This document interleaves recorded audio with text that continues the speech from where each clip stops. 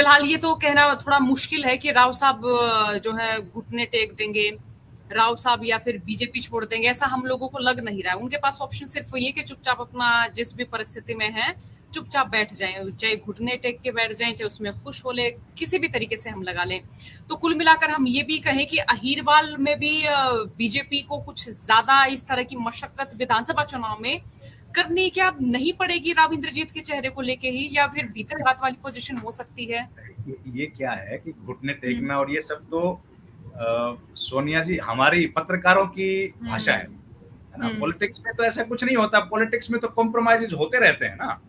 ये तो हम लोग अपनी टीआरपी बढ़ाने के लिए, अपनी हेडलाइन कैच करने के लिए इस तरह की भाषा लिखते हैं, लेकिन सही मायने में तो पॉलिटिक्स में तो कॉम्प्रोमाइजेज होते हैं। एक बात। दूसरी बात, 5 साल पूरे सरकार को हैं अभी बाकी, जो केंद्र की सरकार है और हरियाणा का चुनाव आने वाला है। ऐसी स्थिति में आमतौर पर देखा गया है कि नेता विरोध करने की हिम्मत कर नहीं पाते। तो बहुत बड़ा एग्जाम्पल ऐसा आसपास तो मेरी जानकारी में नहीं है जिन्होंने इतनी हिम्मत की हो कि वो चुनाव लड़ गए हों, और सांसद छोड़ते ऐसे छोड़ने की तो मुश्किल है।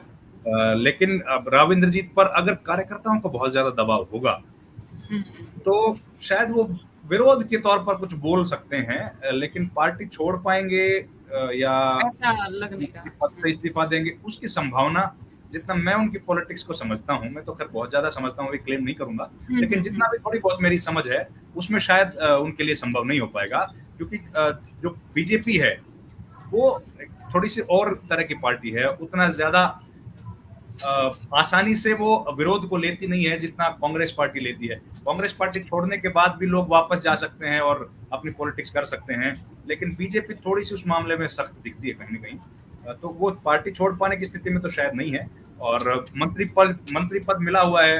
अब भरी थाली को छोड़ पाना कहाँ किसी के लिए पॉसिबल है, और वो भी संघर्ष के रास्ते पे जाना।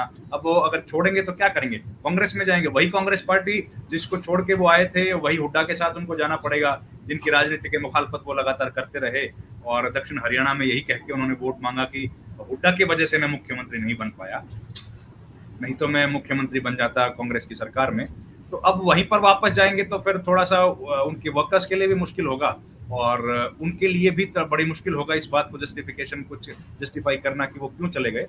और इधर जो है वो क्योंकि अहीरवाल में तो नरेंद्र मोदी बहुत पॉपुलर हैं, एक बड़े नेता हैं, उनको लोग पसंद करते हैं, ऐसे में उनका विरोध कर पाना शायद इंद्रजीत सिंह के लिए संभव नहीं होगा। अच्छा, मैंने ये भी देखा सर कि अग्निवीर योजना को लेके कई प्रदर्शन हुए इस पूरे क्षेत्र में। मैंने देखा कि बहुत हरियाणा के मैं कहूँ कि अलग अलग हिस्सों में प्रोटेस्ट हुए, लेकिन जितने मैं कहूँ कि इस अहीरवाल बेल्ट में प्रोटेस्ट, मैंने जिस तरह के उग्र प्रोटेस्ट देखे, पुलिस तक वहां पर पहुंची, लाठी डंडे भी बरसाए गए, तो मैं फिर भी ये कहूँ कि वहां के जो लोग हैं बीजेपी के पक्ष के लोकसभा चुनाव के दौरान भी नजर आए, और विधानसभा चुनाव का सिनेरियो हम ये नहीं कह सकते कि वो बदलेगा वहां। नहीं, आपकी बात सही है।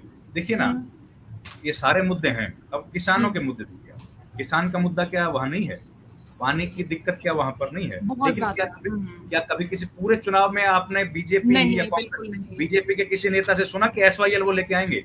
अब 10 साल से राव इंद्रजीत वहां पर हैं, क्या कोई किसी गांव में जब वो जाते हैं उनसे पूछता है कि जी एसवाईएल का क्या हुआ, आप तो मंत्री हैं 10 साल से? ये मुद्दा तो कोई नहीं उठाता, उनसे कोई नहीं पूछता है। तो मुद्दे यकीनन है वहां पर, लेकिन मैं वही जो शुरू में मैंने बोला कि पॉलिटिक्स ने जातियों में इतना ज्यादा डिवाइड कर दिया है लोगों को कि उनको अपनी जाति और अपनी दूसरी जाति जिसको वो विरोधी मानते हैं उसके अलावा किसी को कुछ दिखाई नहीं देता। मुद्दों की तो भरमार है। अब देखिए ना, गुड़गांव के बगल में होने के बावजूद उनको गुड़गांव का क्या फायदा मिला है? गुड़गांव के आज आप महेंद्रगढ़, रेवाड़ी और गुड़गांव, इसमें कौन सी ऐसी यूनिवर्सिटी है जो बहुत बेहतरीन यूनिवर्सिटी हो? कौन सा ऐसा बड़ा स्कूल है जिसमें कि कोई तमिलनाडु से बच्चा पढ़ने के लिए आएगा? कोई ऐसा स्कूल है जहाँ केरला से बच्चा पढ़ने के लिए आएगा? कोई ऐसी यूनिवर्सिटी है क्या? वहां पर कितनी बड़ी बड़ी यूनिवर्सिटीज बन गई, कितनी बड़ी बड़ी स्किल के सेंटर्स बन गए। कहने का मतलब है कि रोजगार के कोई साधन नहीं बने।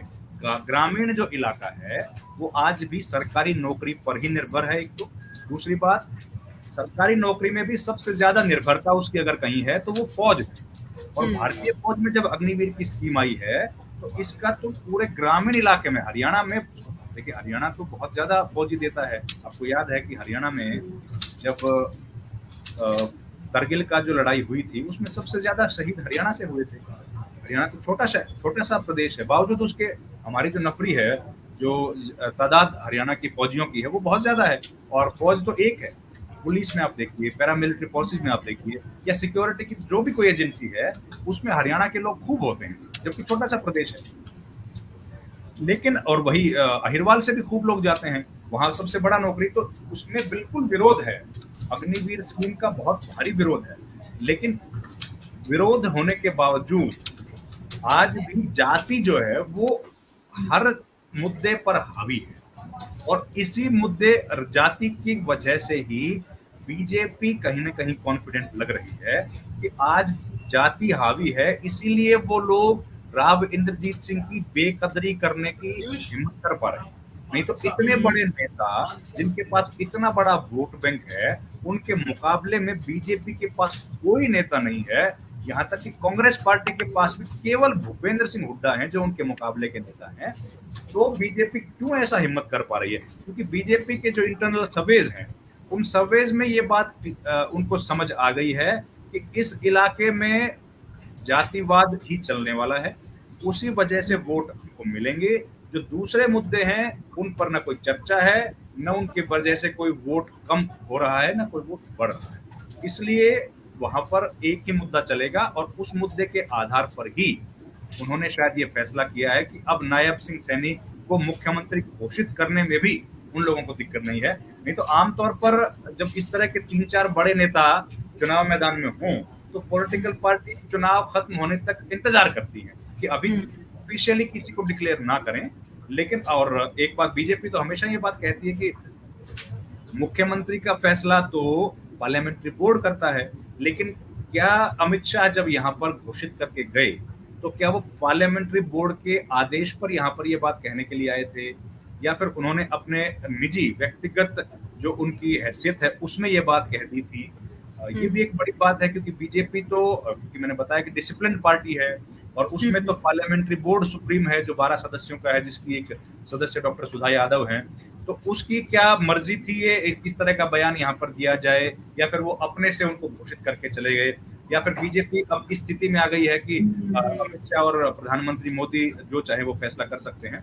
तो अगर ऐसा है तो फिर उन्होंने घोषित कर दिया है कि भाई अब इंद्रजीत के लिए तो कोई रास्ता नहीं है, अब अगर चुनाव बीजेपी लड़ रही है तो नायब सिंह सैनी की लीडरशिप में